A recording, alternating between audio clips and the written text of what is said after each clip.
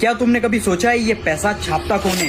ये सारा पैसा सप्लाई आ किधर से रही है? अगर तुम्हें लगता है कि गवर्नमेंट ये पैसा छापती है तो ऐसा बिल्कुल नहीं है। गवर्नमेंट के पास इस चीज का पावर नहीं है कि वो पैसे को छाप सके।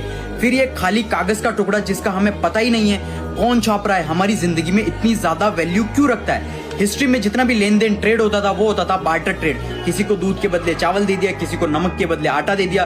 फिर सोने के सिक्कों पर ट्रेड होने लगा क्योंकि सोने के सिक्के कुछ ना कुछ वैल्यू होल्ड करते थे।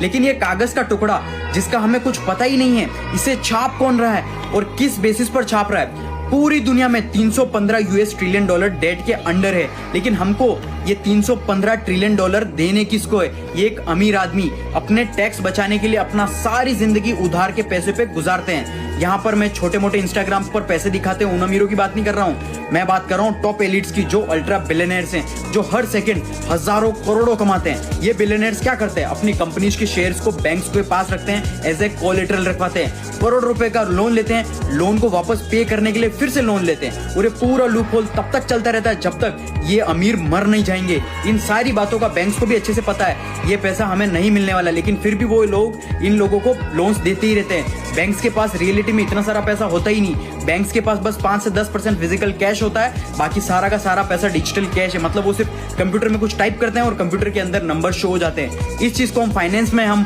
फाइनेंशियल रिजर्व बैंकिंग बोलते हैं। ये सारी चीजें बहुत ही ज्यादा कॉम्प्लिकेटेड बनाई गई हैं ताकि कोई गरीब और मिडिल क्लास कभी समझ ही ना पाए। लेकिन अगर तुम थोड़ा सा फोकस करोगे तुम्हें समझ में आ जाएगा कि ये सिस्टम डिजाइन ही इस तरीके से किया गया है कि मिडिल क्लास और गरीब लोग हमेशा इस कागज के टुकड़े के नीचे दबे रहे और टॉप एलिट्स बिलियनर्स उनका पैसा वेल्थ ग्रो करते ही रहे, हर दिन अमीर बनते ही रहे। ऐसा और वैल्यूबल कंटेंट के लिए मुझे फॉलो जरूर कर लेना।